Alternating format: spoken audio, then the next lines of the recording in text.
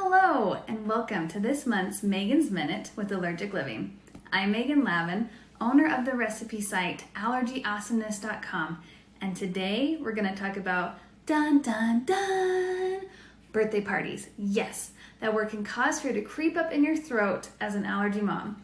Having done parties for over a decade now, I have some tips and tricks to help you feel more comfortable approaching this topic that can sometimes feel like a confetti landmine. The first thing I want to note is that birthday parties have changed as my son has grown. In some ways, they've gotten easier, and in some ways, they've actually become harder.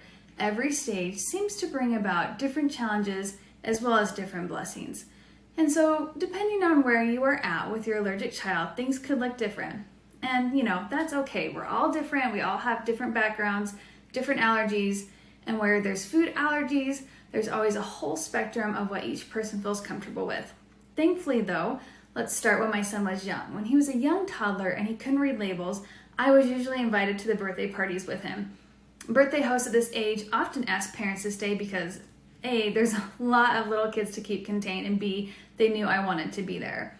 At this age, your kids' friends are usually your friends or people you know from the neighborhood, your family, your church, and you guys all tend to know each other. And since I'm vocal about food allergies, I've had some familiarity and trust built up with those birthday hosts. My son was young enough that thankfully he didn't care that his mom was still, around him, because they do get to an age where they don't like that anymore. I would always pack a safe cupcake for my son to take, and depending on if they were serving ice cream too, I'd then bring a store-bought dairy-free ice cream. I often would make a whole batch of cupcakes and would freeze them unfrosted with the frosting, frozen separately. That way I could just thaw a single cupcake and a little frosting so I wasn't having to bake every single time there was a party.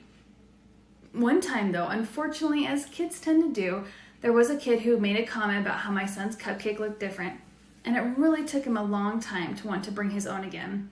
That was definitely hard. We had to talk about how everyone has something they struggle with, and food just happens to be his, and that he's not alone in having hard things.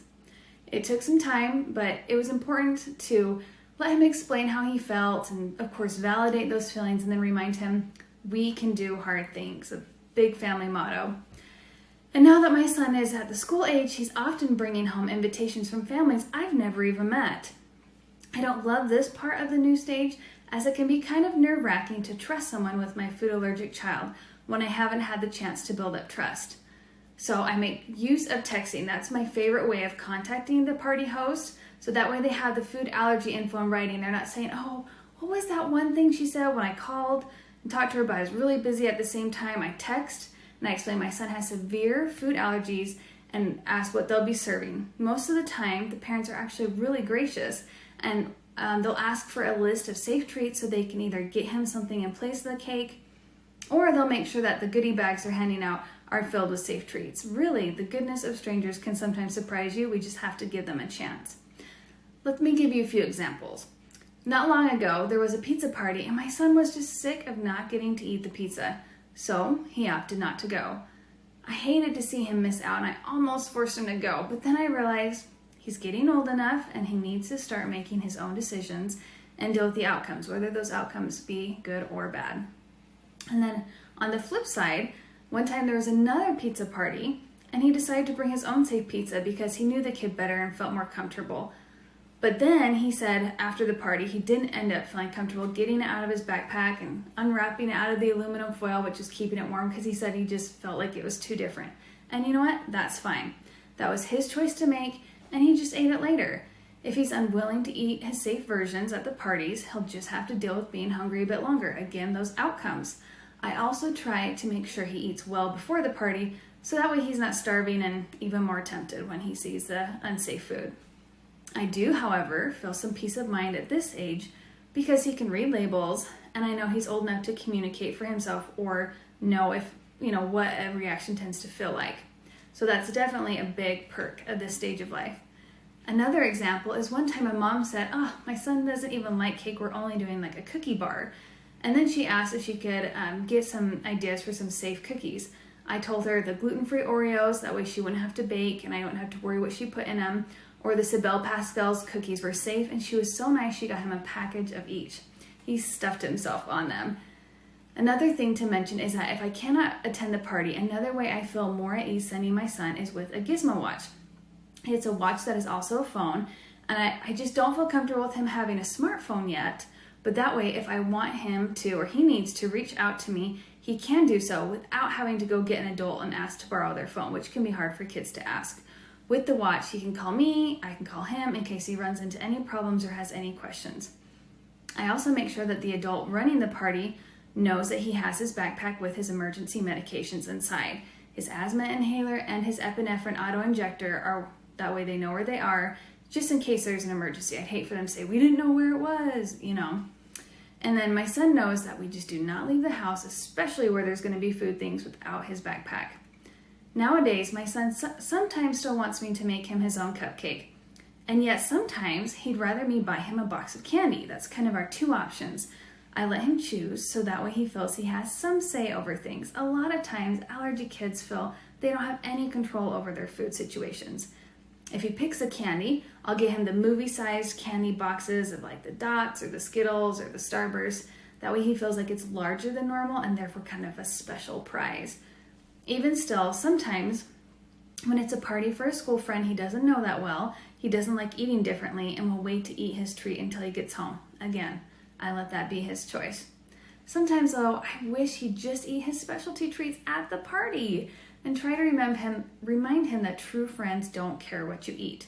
But he's just getting to those preteen years where what your peers think really matters. So I have to wait for him to stop caring so much, and all I can do in my realm of control is to be a good example and keep giving him those annoying mom pep talks. I know, Mom. I know one of these days he won't matter so much what his parent or his peers think, and I just need to be patient for this phase to pass. Thankfully, though, birthday parties lately have been centered around fun centers. They're usually around trampoline parks, roller skating rinks, gymnastic centers, so thankfully food is only a small portion of it. My sons love being active, and when I tell them that they don't have to go, there's really only been one time when he said no, because he loves these places, especially with a fun group of friends. I'm sure birthday parties will continue to be both a blessing and a bit of thorn in my side, but take the good with the bad. I still sometimes feel overwhelmed texting, even after all these years. It's like, here's another parent helping them understand that he has life-threatening food allergies, and if he were to ingest any unsafe food, he needs his EpiPen, and he needs to go to the ER. I need them to understand and to convey the seriousness. It's hard sometimes, even for me, to worry that A, they might not take me seriously, or B, they'll be like, oh, she's being overdramatic. It really takes vulnerability to open yourself up and to depend on others. And when those overwhelmed feelings start to crop up, I tell myself, and I flip the switch. What a wonderful problem to have. How great that my son is getting invited to birthday parties. How great that he has so many friends. So that helps flip the switch a bit. Afterwards, I always debrief with my son after the party.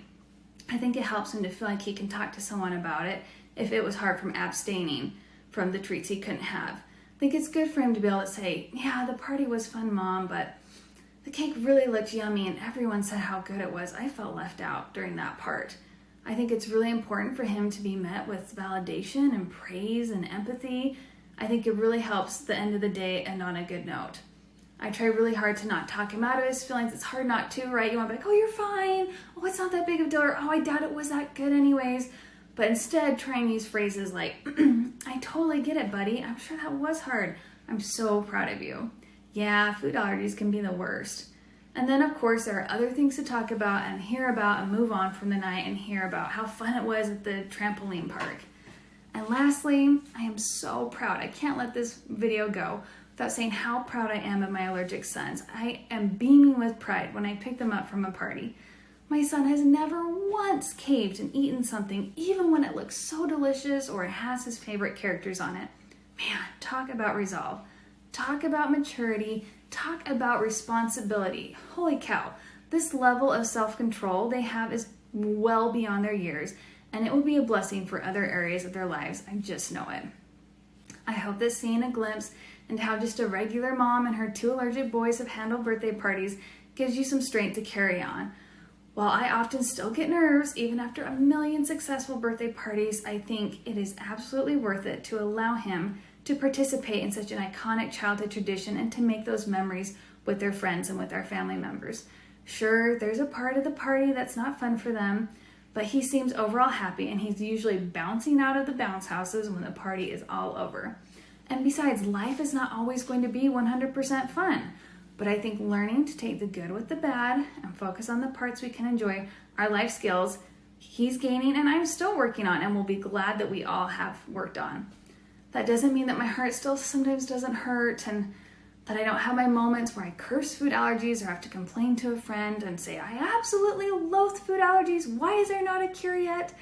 But I think we still have a pretty great life, birthday parties included. I'll see you guys next month on Megan's Minute.